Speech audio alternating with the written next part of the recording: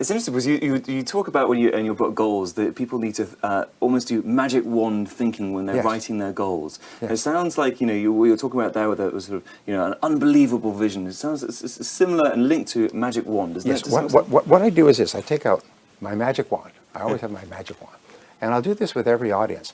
I'll say the key to success is what is called future orientation. That means top 10% of people think about the future most of the time. They think about the future most of the time, and they practice a concept used by top people called idealization. They idealize, they imagine they have no limitations, and they imagine you could wave a magic wand and make your future perfect in every way. Mm-hmm. So we say there's 4 areas. The first area is, of course, your income, your career, your work. If it was perfect, if you're earning the kind of money you wanted, doing what you wanted to do with the people you wanted to do it, what would it look like 5 years from now, and how would it be different from today? Mm-hmm. And the same thing we say is with your relationships and your family. If your family life and lifestyle was perfect, how would it be different from today? I just spoke to somebody who asked this question. He was really shocked because he found that he was working 12-hour days. He was seeing his kids once or twice a week. His wife was frustrated and irritated. He'd come home late at night and he'd watch television. And he realized, the reason I'm trying to be successful is so I can provide a good life for my family. And here I am ignoring my family. So he began to idealize and say, if my family life was perfect, what would it look like? He said, I would have dinner with my family every night. And so he changed his schedule. So he got his work done, and he would have dinner with his family every night. And then he would play with his children, and then he'd put them to bed. And then he would work later in the evening, and then go to bed at a reasonable time.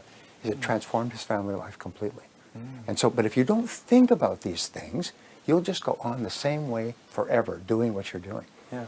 Ask if your health was perfect, how would it be different? And finally, if your financial situation was perfect in every way, how would it be different from today? And then, what is the first thing you could do, the first step, right now, to make your future life perfect in every way? And whatever it is, just take the first step. Yeah.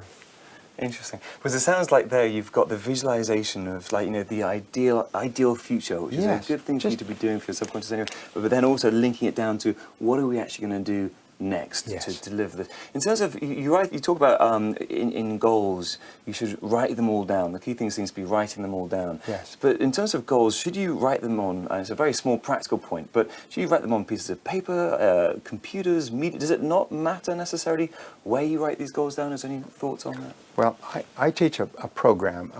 It's an advanced coaching and mentoring program to business owners. And I tell them that if you come and work with me for 1 year, I will show you how to double your income and double your time off within 12 months. And then what I do is I front-end load the first day of coaching so that they double their income within 30 days. Everybody does it. It's very simple. I hand them out a spiral notebook, like a school notebook. And I say, what I'm going to ask you to do is I'm going to ask you to write down 10 goals that you'd like to accomplish in the next 12 months. Write them in the present tense as though they are already a reality. Not I will earn, but I earn. And then at the end of it, write by and have a due date. I earn this amount by this date. I weigh this number of kilos or pounds by this date. I achieve this goal by this date. Now, when you write it down, you engage in what is called a psychoneuromotor activity, which is a 50-cent word, as we say. It's a big word. But what it means is that you see it when you're writing it, you sub-vocalize when you are speaking, you kinesthetically write it, and by doing the handwriting, you actually program it into the hard drive of your subconscious mind. And I've had people do this exercise once, and a year later, they found that list of goals, and they were astonished to find that 8 of the 10 goals had been achieved. I spoke to a gentleman recently, remarkable story. He said, after he had gone through my seminar, and he heard me say, write down 101 goals that you want to accomplish in your lifetime. Well, he was about 24. He was struggling. He was poor. He had a used car, no money, unmarried, single, so on. So he went home that weekend. He got a spiral notebook. He wrote down 101 goals. Now, 12 years later, I'm coming back to the same city, Atlanta, Georgia. And so he came to my seminar, and he said, I have to talk to you. He said, because 2 weeks ago, I was going through my papers, and I found that notebook. And I said, there's that notebook I wrote so many years ago. And he took it out, and he said, I wonder how I did. And so he began looking, and he took out a pen, And he began ticking off the 101 goals. So, yes, I achieved that. And I achieved that. And I achieved that. He said, Brian, and he started to cry. He started to shake. He said, Brian, I had achieved all 101 goals in 12 years. One of my goals was to marry a beautiful woman, which I did. To have children, which I do. To start my own business, which I did. To become a millionaire, which I am today. To own a new Mercedes, which I have. To put my children in private schools, which I did. To travel around the world, to learn a language, to sing a song, to learn to speak. He said, it was unbelievable. He said, not 100. 101 goals had been achieved in 12 years. He said, it was overwhelming to him. He could not believe it because I had told him, if you write them down, it's like programming them into your subconscious mind, where they then begin to work 24 hours a day while you're doing other things. Great. So a spiral notebook and a pen. Yes. And some imagination and some discipline each morning. Talk about each morning. Do you say that you should you look at your goals then every single morning? I know that you say you're a big believer in going to bed early, waking up early, reading, nourishment for the brain, and then looking at the goals. Is that? What I do is I rewrite my goals every morning. Okay. I carry a spiral notebook. I have stacks now over the years. And every morning I get up, when I do a little bit of reading, I exercise, and then I'll open my book and I'll write down the goals. Now here's the key. Do not refer to the previous day. What you do is you turn it over and you rewrite your goals again today. Now here's what will happen. When you first write down 10 goals, they will be the first things that occur to you. The next day, when you write them down without reference, you will change the order.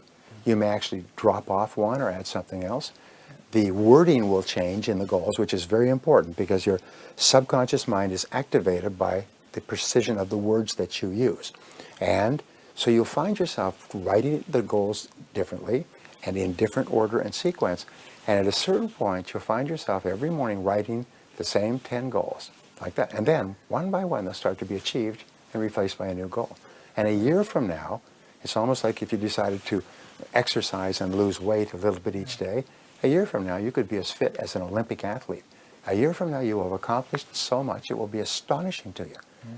You know, and people say, well, it sounds really good, big American motivational speaker and so on. They say, but what if it doesn't work? I say, no, that's the wrong question. What if it does work? All it costs is a spiral notebook, a pen, and a few minutes a day, maybe 5 minutes. What if it could transform your life, as it has done for millions of other people, with no exceptions, in 56 countries where I've spoken? So if it works for everybody, everywhere in the world, it'll probably work for you. All it takes is 5 minutes a day. And it's really a test of how much you really want those goals, is do you have the discipline to rewrite them every day? If you will do that, that front loads the entire success process. You know, the very act of writing goals raises your self-esteem, it improves your self-image, it increases your self-confidence, and it activates your creative mind. You start to see all kinds of ideas and ways to achieve the goals that you've written. It's so powerful, it's literally life-changing, that one technique.